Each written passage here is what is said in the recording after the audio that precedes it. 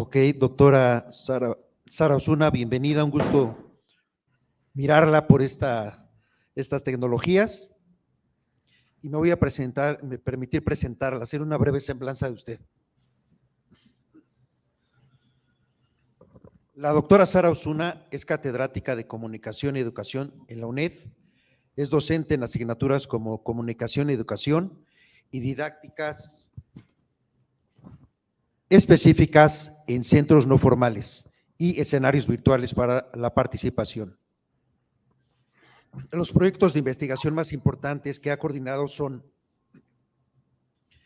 Proyecto Europeo e-Learning, Comunicación y Open Data, Aprendizaje Masivo Móvil, ubicuo y abierto. El proyecto se llama ECO. También ha participado en el proyecto europeo YoCheck, Proyecto Educación Virtual Inteligente y Accesible, Espacios Virtuales Inteligentes Integrados, por sus siglas EVIA.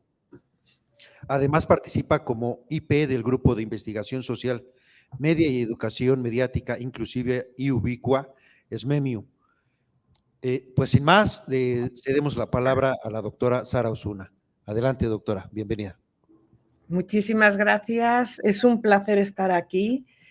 Quiero agradecer la participación de poderme dirigir a ustedes, al propio Congreso, a SOMECE, a la persona que ha estado contactando conmigo todo el tiempo y que me ha puesto al día de cambios horarios, etcétera, el señor Alfredo García. Y bueno, pues ha sido un placer reencontrarme, aunque sea en la pantalla, con mi amiga Patti Ávila, que hacía muchísimo tiempo que no hablábamos. Ha sido un placer, se me ha hecho cortísimo el momento en el que ha hablado el maestro Manuel Moreno, que yo no le conocía, pero con el que he disfrutado escuchándole y además luego pues voy a disfrutar más haciendo ese diálogo que tiene previsto el Congreso, ¿no? Aquí, bueno, no estoy en España, yo trabajo en la UNED, como me han presentado, en la Universidad Nacional de Educación a Distancia de España, pero este año me encuentro de año sabático y estoy investigando en distintas universidades. Todo este mes estoy en Canadá y voy de Universidad de Ottawa, Universidad de Montreal, Universidad de Toronto, bueno, así. Actualmente estoy en Vancouver. Tenemos un horario, una diferencia horaria de 2 horas y aquí acaba de amanecer. No sé si lo ven detrás de mí, pero yo cuando me conecté era totalmente de noche porque he escuchado toda la ponencia del maestro Manuel. Dicho todo esto, lo que yo vengo a presentar aquí es cómo desde la Cátedra Paulo Freire de Educomunicación hacemos una mirada hacia el futuro y cómo queremos establecer redes, lazos de colaboración, queremos de alguna manera comunicar lo que estamos haciendo, conectar con gente que le gustaría unirse o conocer a otra gente con la que nos gustaría unirnos y trabajar a nivel interplanetario de una manera colaborativa. Eso es en una sola frase y muy global y sin decir demasiado, aunque parece que se dice mucho, la intención inicial. Pero quiero desglosar en estos 40 minutos que me han dado de tiempo cómo estamos exactamente haciendo todo esto desde la Cátedra Paulo Freire de Educomunicación. Es una cátedra que se crea en colaboración entre el Ministerio de Educación Superior, Ciencia y Tecnología de la República Dominicana y la UNED de España. Nace con un espíritu de llevar extrafronteras todos los conceptos de educomunicación que nos dejó el gran maestro Paulo Freire, por eso recobra su nombre, y un poco, de alguna manera, todo el pensamiento de la cátedra se crea en función de esos preceptos de Freire, que son los que nos han guiado, no solamente ahora en esta cátedra, sino que nos vienen guiando a lo largo de toda nuestra trayectoria profesional, muchísimos años.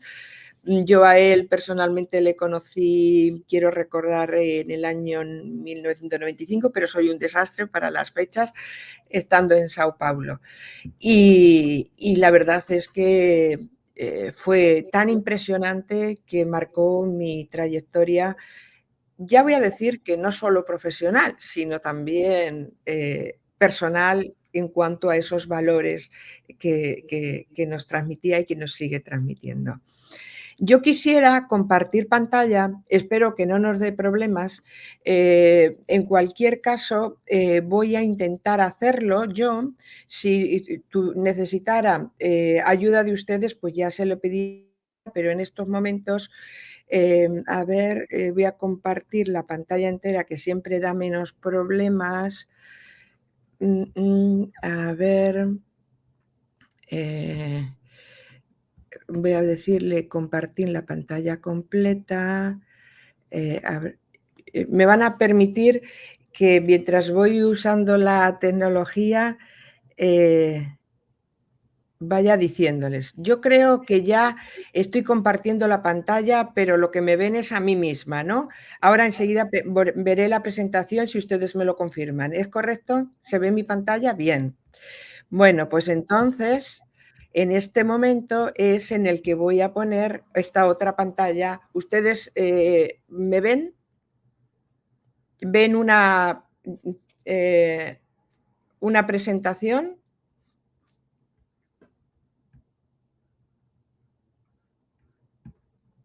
No sé si realmente están viendo mi presentación o no. ¿Alguien me podría decir?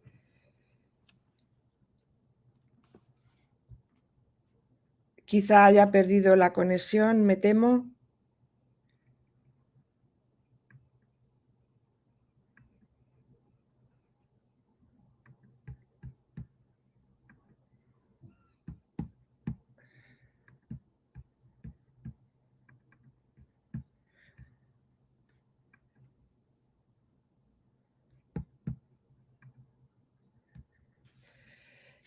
No sé si se está viendo, no se está viendo. Creo que se ha perdido la conexión.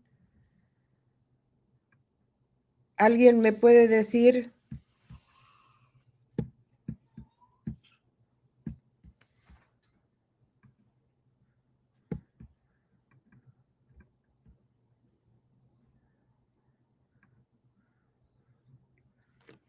¿Ustedes ven mi conexión? ¿Alguien puede decirme algo?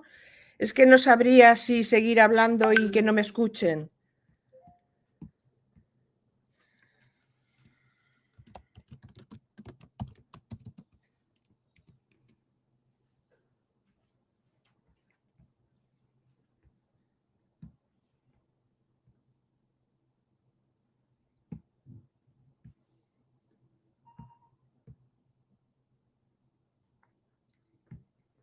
Que se te ve.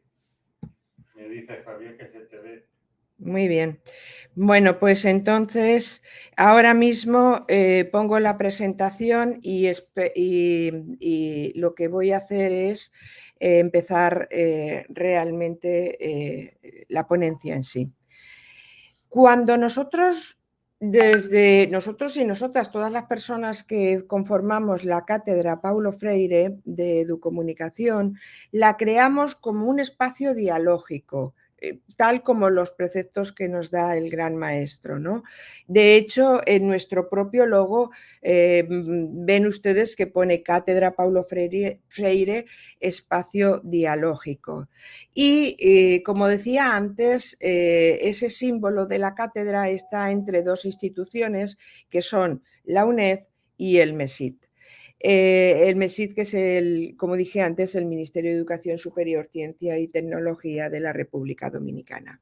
Hay 4 grandes áreas que conforman la cátedra, o 4 grandes patas que conforman la cátedra, que son la docencia, la investigación, la innovación y la transferencia, que en definitiva es lo que extrayendo y leyendo y releyendo a Paulo Freire son los 4 elementos imprescindibles para la formación de la ciudadanía de todos los tiempos. Me explico. Esa docencia es obligatoria hasta una edad en cualquier país y después, pues, según va evolucionando la sociedad, se crea la necesidad de estar formándose a lo largo de toda la vida. Con lo cual, la cátedra no podía dejar de tener esa docencia que es precisamente la que va a alfabetizar de alguna manera a la ciudadanía.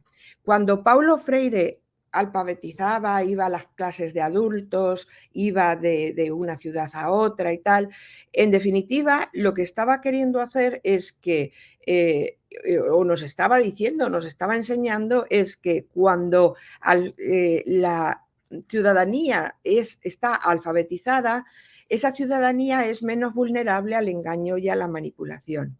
Sin embargo, eso se hizo y Paulo Freire lo hizo en aquella época analógica en la que vivió.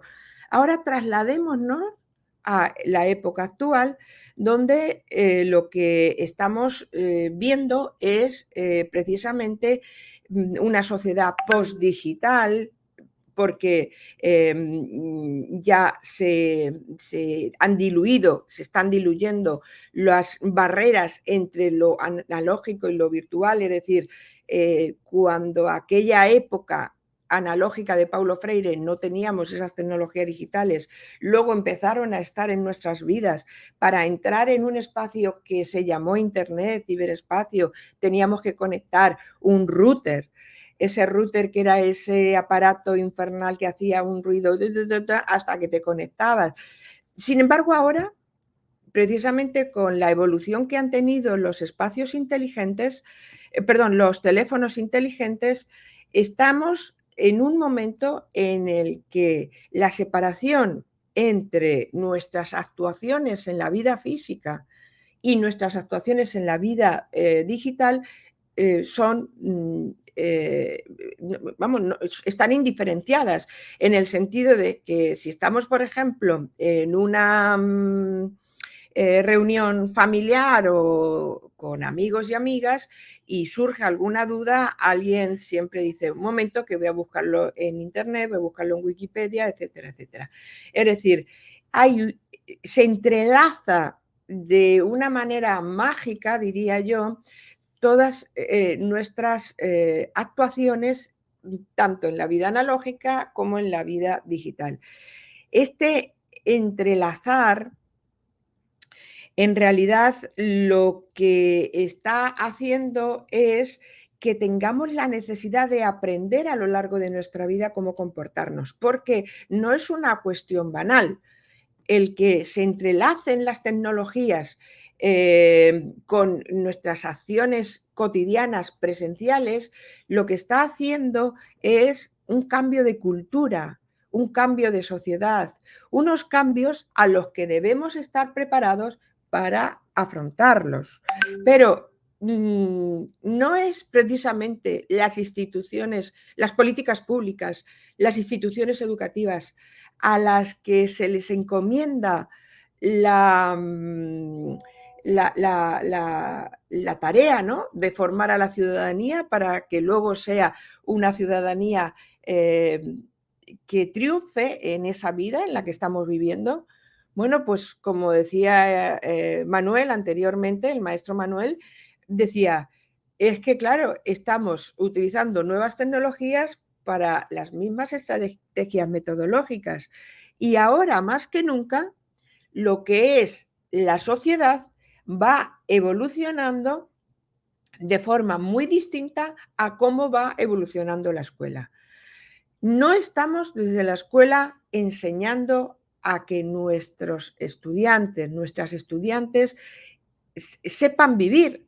De hecho, van por libre y es muy peligroso en edades tempranas, como pueden ser adolescencia, incluso juventud, infancia, que entren en ese ciberespacio que desconocen y que no están alfabetizados digitalmente, y tenemos el mismo miedo que tenía Paulo Freire, que les estamos abocando, porque la escuela no retoma esto, las familias incluso no retoman este reto de formar a sus hijos, hijas, estudiantes hacia lo que les toca vivir, les estamos abocando al engaño y a la manipulación. Es como que están yendo hacia un escenario que es como un abismo, que seguramente no se caerán, pero que pueden caerse. Entonces es algo muy serio que desde la escuela todo este cambio cultural, social, tecnológico no se asuma, no se enseñe adecuadamente y que las generaciones pues no estemos alfabetizados mediática e informacionalmente, que es lo que dijo hace muchísimos años UNESCO y es por lo que está luchando UNESCO. En ámbitos anglosajones se llama alfabetización mediática e informacional, MIL o AMI, y en ámbitos latinos le llamamos educomunicación. La verdad es que una cosa u otra es totalmente necesaria. En esta educomunicación, en esta necesidad de formar a la ciudadanía a lo largo de toda su vida, porque, como bien dijo el maestro Manuel, nosotros formamos en la escuela y con la formación tradicional, antigua, en épocas analógicas, ya la gente estaba preparada para asumir sus trabajos, para vivir en la sociedad una vez egresados. Ahora no. Ahora resulta que necesitamos formarnos siempre, no solamente las nuevas generaciones, sino también el resto de la ciudadanía. ¿Qué pasa con la brecha etaria? ¿Qué pasa con la gente que tiene ya una edad que nunca usó las tecnologías y que ahora tiene que ir a utilizar los servicios digitales de un banco o los servicios digitales de su centro de salud o los servicios? ¿Qué pasa con esta gente? Pues que se está creando una brecha cada vez mayor porque realmente las políticas educativas públicas no han sabido encauzar el tema de el aprendizaje en el uso de esas tecnologías con las que convivimos. Voy a retomar un ejemplo del maestro Manuel cuando dice, y que estoy totalmente de acuerdo, perdón,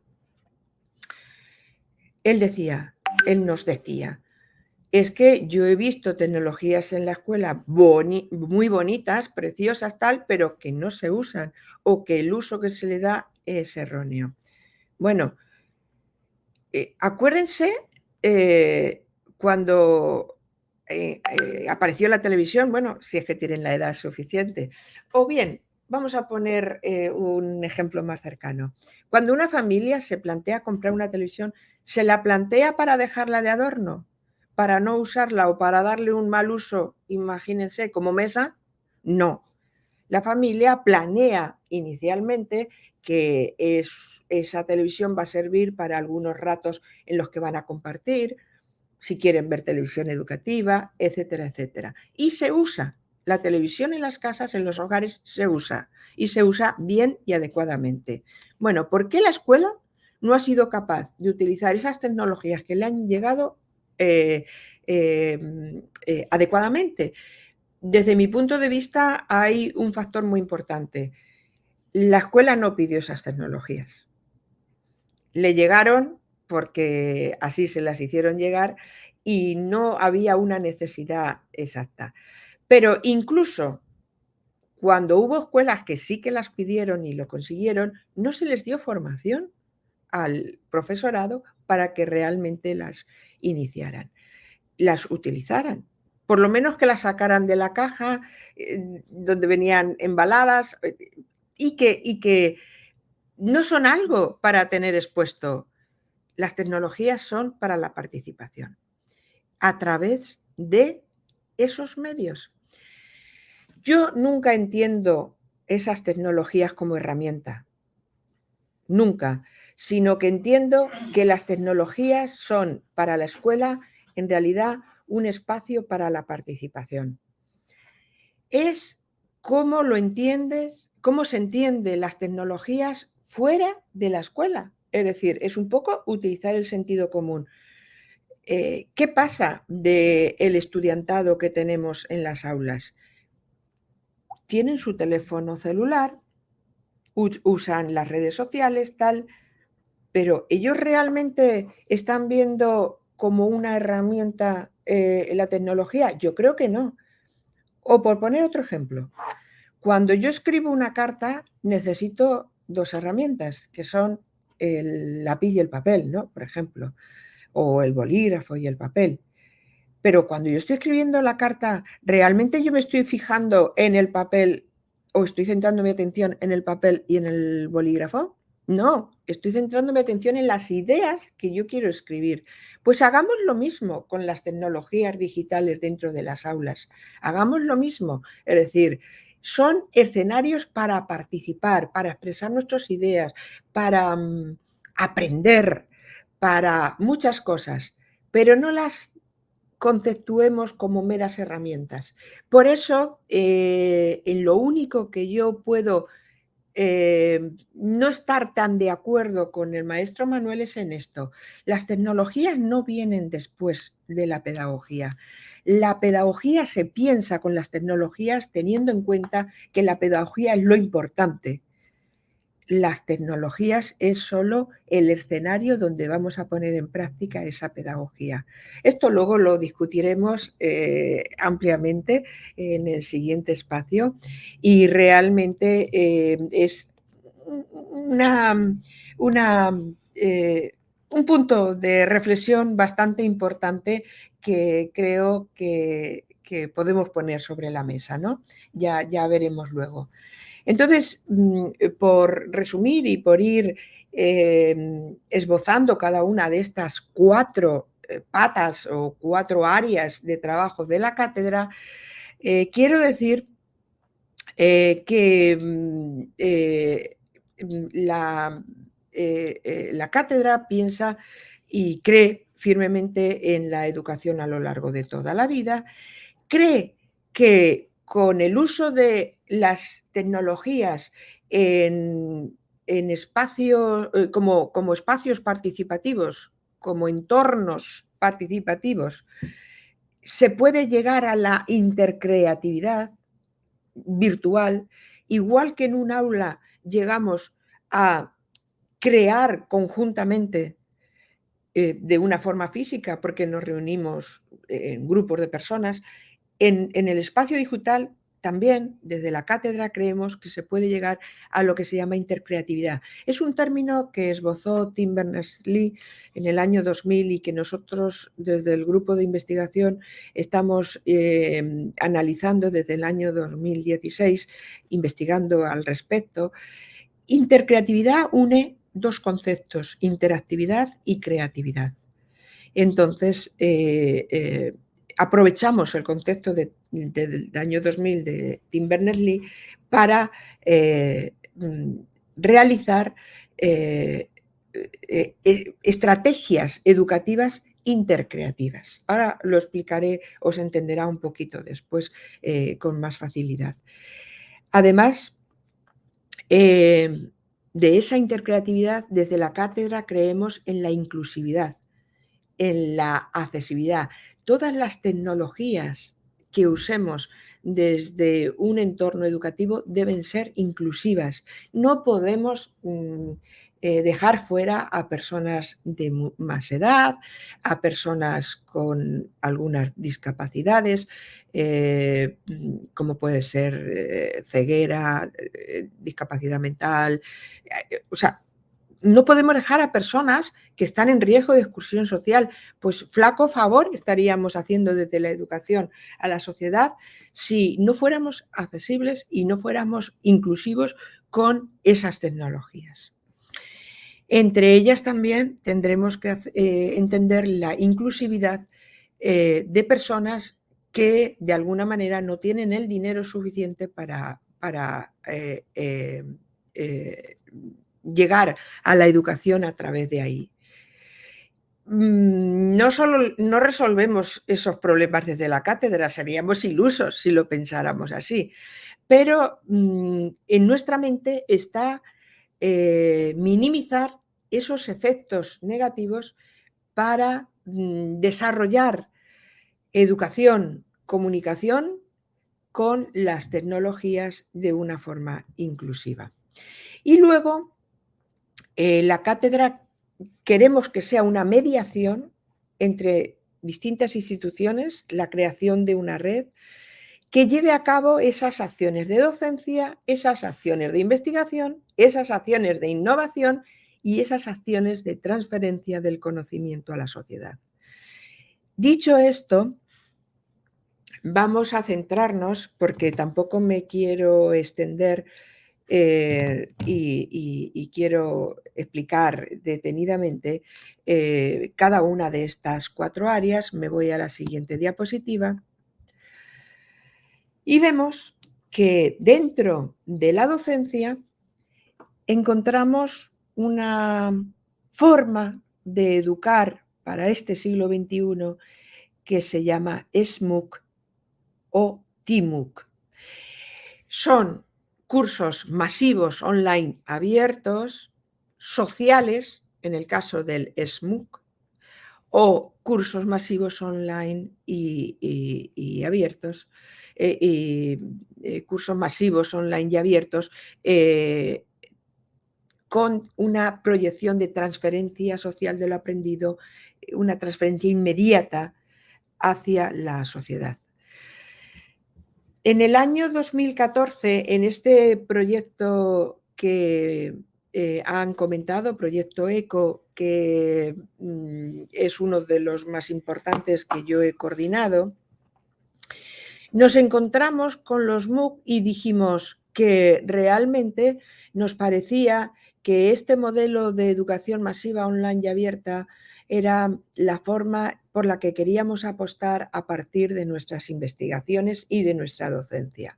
De hecho, tenemos un portal, que es el portal ECO Digital Learning, que tiene muchísimos cursos en abierto, gratuitos, sobre educación en valores y que lo pongo aquí a disposición de ustedes para cuando lo necesiten. Estos cursos tienen unas características muy especiales y son que tú puedes estudiar los contenidos del propio curso cuando quieras, donde quieras y desde el dispositivo que tú quieras. No imponen una matrícula, pues son gratuitos. No imponen ni siquiera que tú empieces a estudiarlos en una fecha determinada. Puedes empezarlo después de que se hayan iniciado las clases, porque ahí va a estar todo y ahí vas a poder unirte a lo que ya se ha dicho y empezar a participar.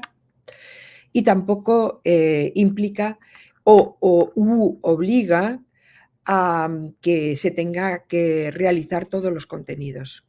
Uno de los grandes, quien hizo el primer MOOC, que fue un CMOOC, fue George Siemens.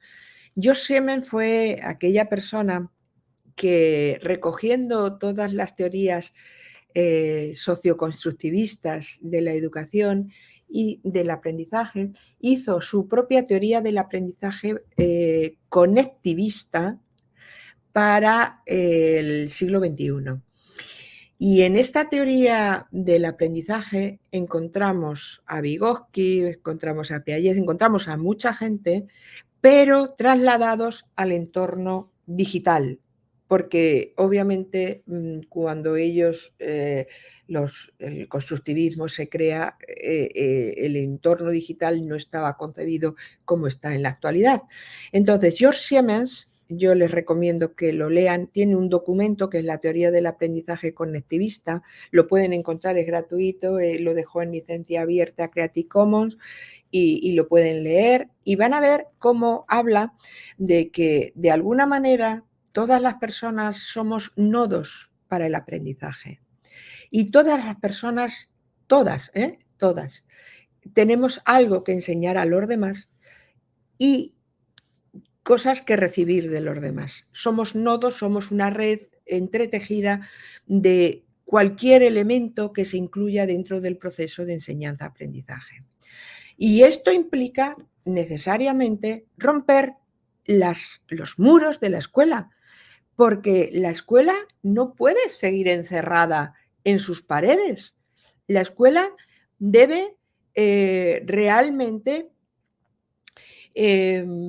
salir a las redes sociales, salir a los blogs, salir a la comunidad que le rodea, a abrir a las familias, como hacía Paulo Freire,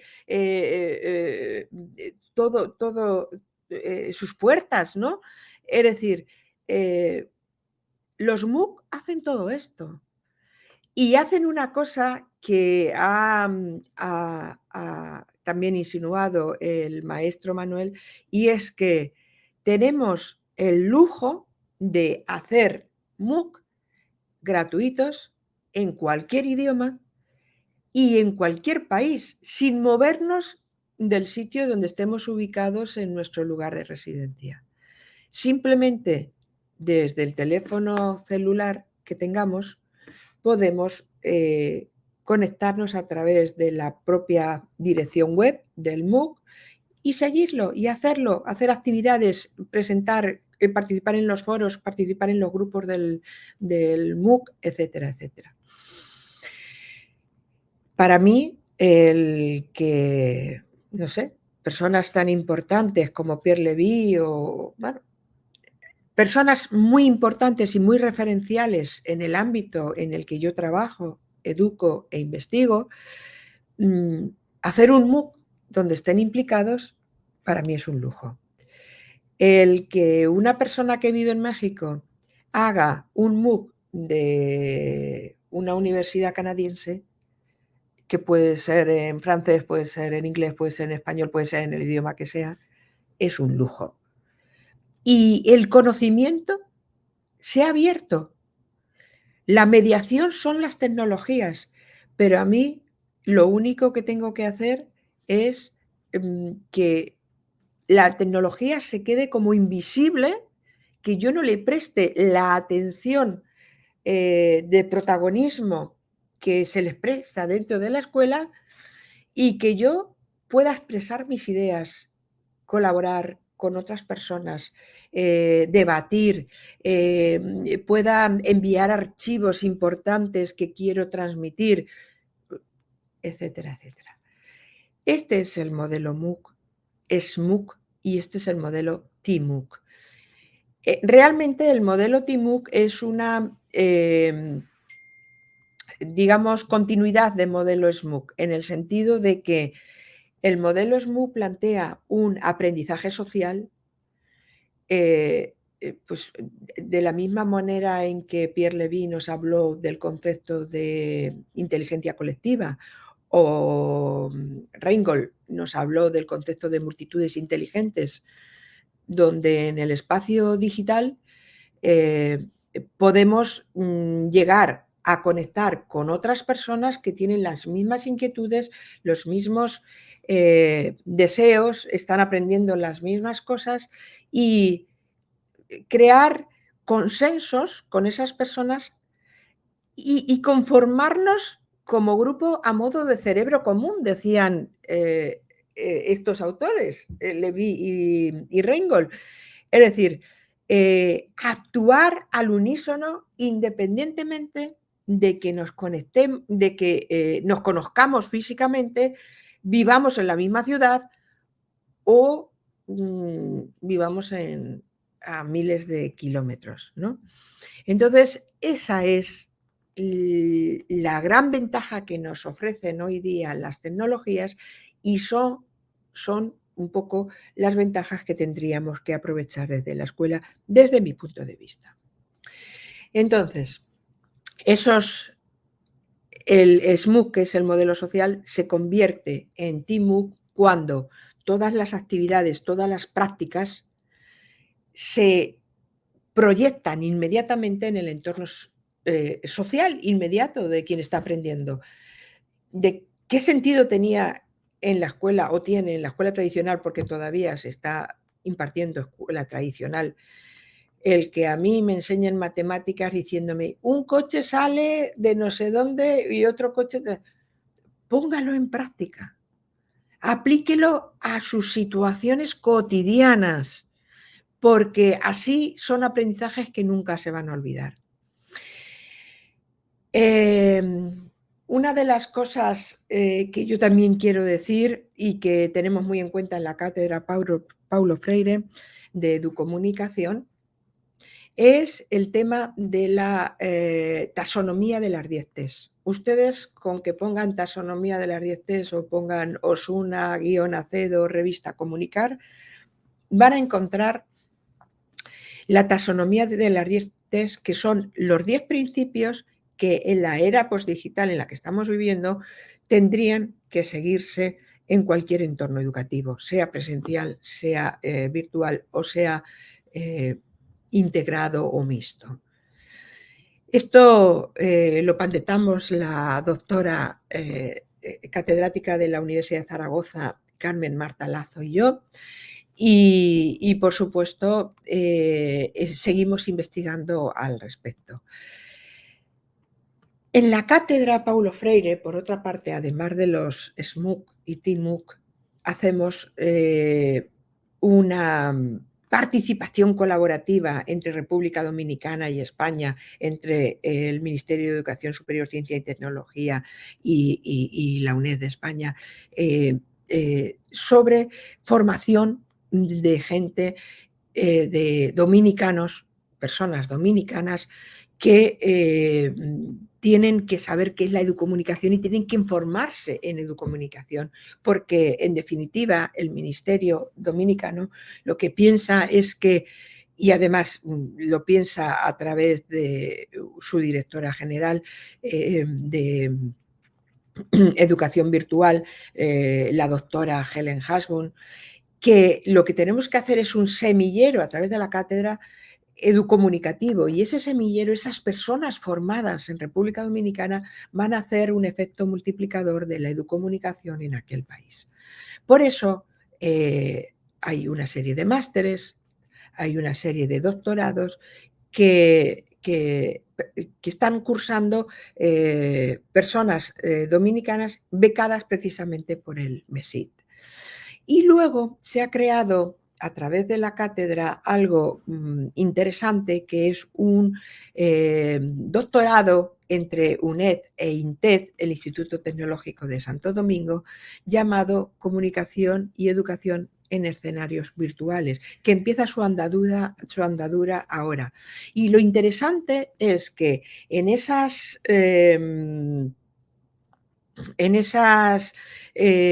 doctorado interuniversitario, interpaíses, interinstituciones, se van a hacer tesis por cotutela, algo muy novedoso que por primera vez en República Dominicana se va a hacer. Entonces, habrá una persona que vaya a dirigir la tesis desde la UNED y otra persona que dirige la tesis desde el Inter, y siempre habrá una relación de colaboración y de ir hacia adelante para que los y las doctorandas vayan hacia conseguir su título de doctor, ¿vale? Luego hay también una serie de cursos cortos que propone la UNED y que, por supuesto, se ponen a disposición de la cátedra Paulo Freire. Vamos a la parte de investigación de la cátedra, porque si hay algo que diferencia al primer mundo del segundo mundo es que las instituciones educativas del primer mundo investigan mucho y las instituciones de los países menos desarrollados, vamos a decirlo, investigan menos. Eso es una constante y es algo que desde la cátedra queremos paliar. Por eso tenemos el compromiso de solicitar proyectos de investigación y desarrollo solicitados conjuntamente. La idea no es darle el pescado a quien no tiene comida, sino enseñarle a pescar para que sea autónomo para conseguir su comida. Entonces, esta idea de acompañamiento continuo para pedir proyectos de investigación y desarrollo se lleva a cabo en la cátedra desde el inicio y nuestros enfoques son pedir proyectos europeos y proyectos latinoamericanos indistintamente, según cuadren con o encajen con el propósito de la cátedra, que es la educomunicación. Y realmente los ítems de investigación son los que tienen ahí, ¿no? Pues espacios educomunicativos, dialógicos, no podía ser de otra manera, activismo comunicacional desde entornos educativos y ciudadanía por digital. Porque tenemos que seguir investigando la evolución de la sociedad, la evolución de la cultura, la evolución de hacia dónde vamos con el desarrollo de estas tecnologías digitales en nuestros tiempos. ¿Qué pasa con la inteligencia artificial y los algoritmos? ¿Qué pasa con esas personas que cada vez tienen la brecha más grande, sea digital, sea etaria, sea por razones de las que sean, esa brecha digital cada vez mayor por razones de discapacidad, etcétera? ¿Cómo investigamos para que paliemos?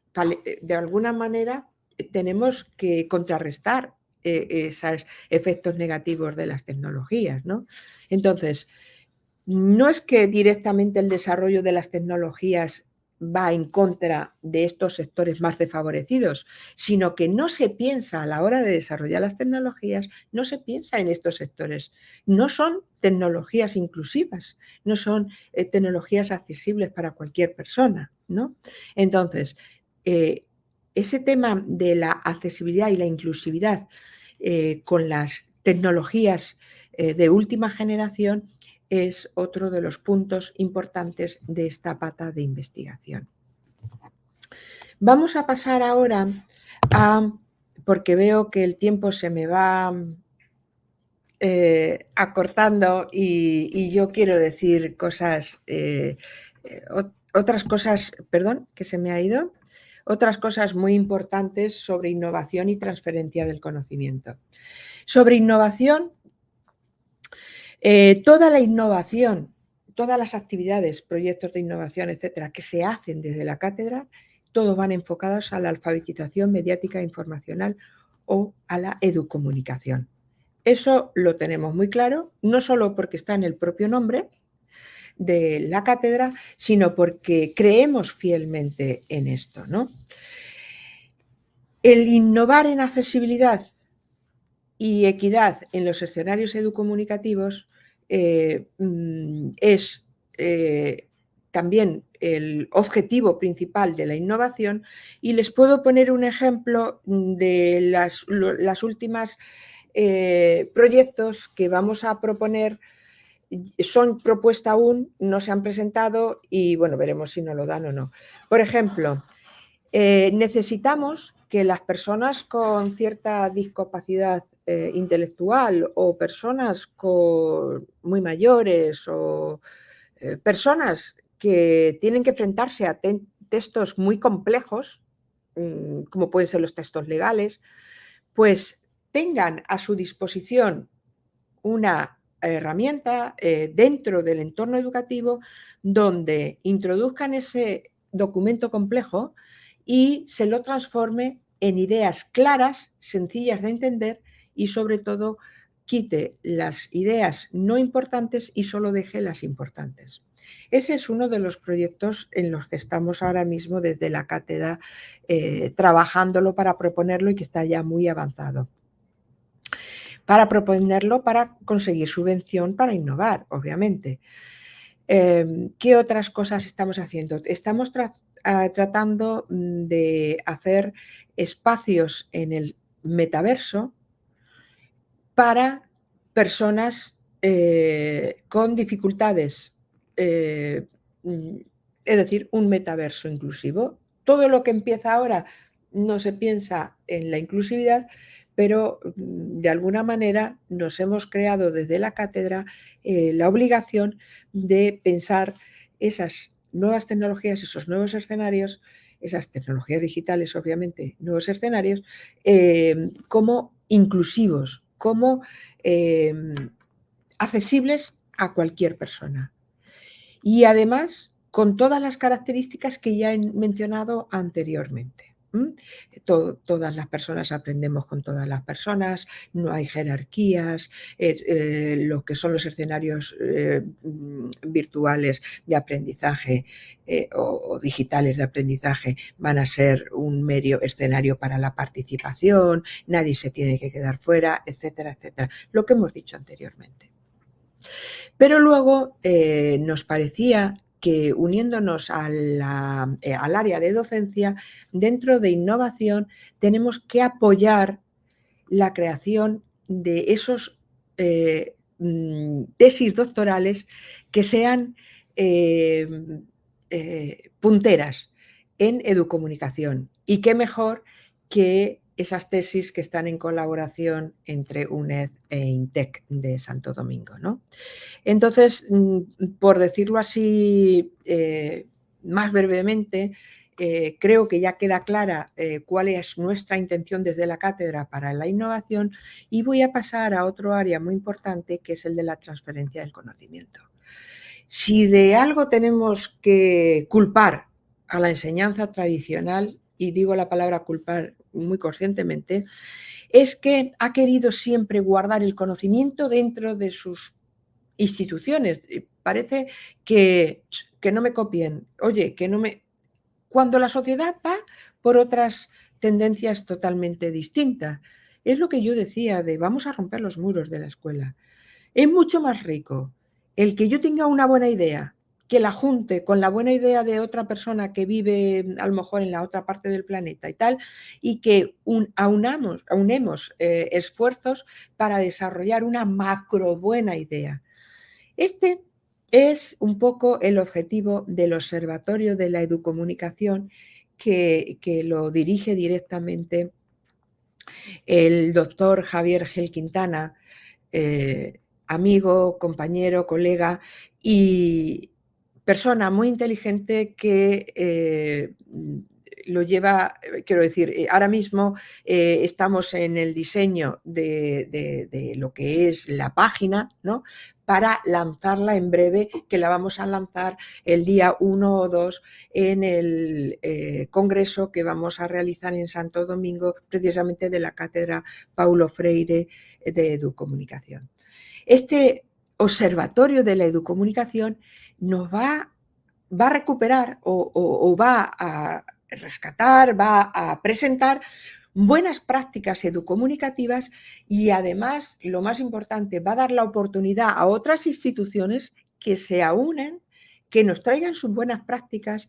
En realidad, lo que va a ser el Observatorio de la Educomunicación es un espacio dialógico, como no podía ser de otra manera, para esas buenas prácticas, ese intercambio, ese diálogo entre gente que hace las cosas muy bien en un lugar del planeta y que lo hace muy bien en otro. Sin jerarquías, por supuesto, pero que se exponga, que se publique Lo que no se lee no existe, lo que no se ve no existe. Vamos a que se vea, vamos a que esté ahí, ¿vale? Y si lo podemos reunir en muchos recursos, igual puede ser un espacio donde recurran mucho profesorado a consultar, ¿no? Y también a dejar sus propias experiencias. Hay en la transferencia del conocimiento que hace la cátedra, hay otro pilar importante que es una revista científica. Estamos también trabajando en ella y tendrá en breve un número 0 de la revista, como no podía ser de otra forma, con un texto de Paulo Freire, pero también con otros textos importantes de grandes educomunicadores. Yo soy también muy admiradora de Daniel Prieto, pero hay otras personas, educomunicadoras muy importantes, en los que vamos a hacer ese homenaje de esa revista como número 0 para exponer esos grandes ensayos de estas personas que durante tantos años nos han estado diciendo cómo educomunicar, ¿no? Entonces, precisamente esta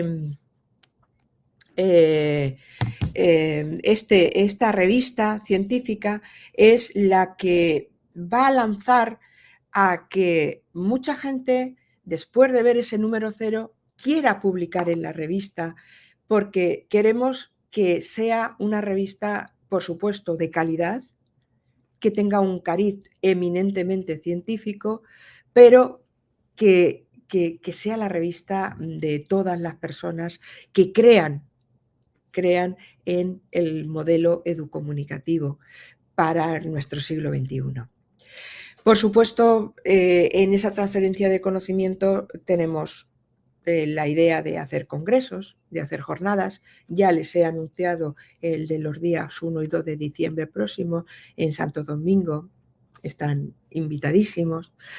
Y la verdad es que en el espacio de Eco Digital Learning hacemos una labor educomunicativa muy importante, porque tenemos un compendio de MOOC que se han hecho, MOOC tan importantes como el que nos pidió la UNESCO para el área para los responsables de formación de zona de Cuba y Caribe, ¿no?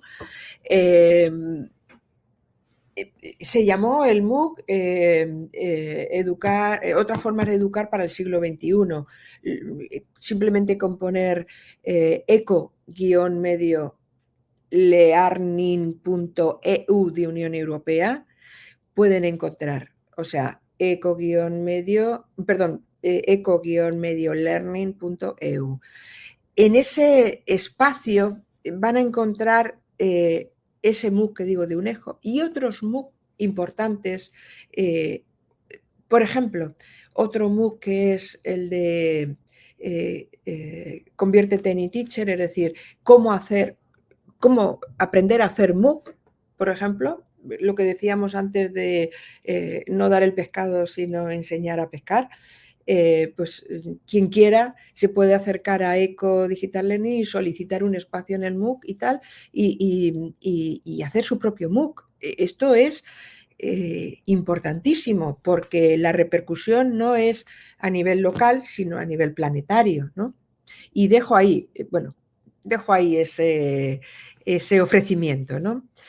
Y luego también, como transferencia del conocimiento, nos parecen importantes premiar a las mejores tesis, porque en definitiva esos premios lo que hacen es difundir al mundo lo que se está investigando, y en definitiva eso es lo que tenemos que hacer desde la Cátedra Paulo Freire de Educomunicación, porque lo que vamos a difundir es lo que se está investigando, lo que se está enseñando, lo que se está innovando y lo que estamos transfiriendo al respecto del tema de la educomunicación. Yo creo, perdón porque me he pasado algunos minutos y como ahora tenemos el diálogo, creo que es importante dejar esto aquí, volver a agradecer a la organización del Congreso la oportunidad de darme la palabra durante estos 40 minutos y quedo a su disposición para este diálogo con el maestro Manuel, que seguro, bueno, para mí es muy satisfactorio el que lo podamos tener y seguro que será satisfactorio para todas las personas que nos puedan escuchar. Así que dejo de compartir, de tener la pantalla compartida y creo que ya se me ve a mí ya mar de día, ya ha amanecido aquí en Vancouver completamente. Muchas gracias.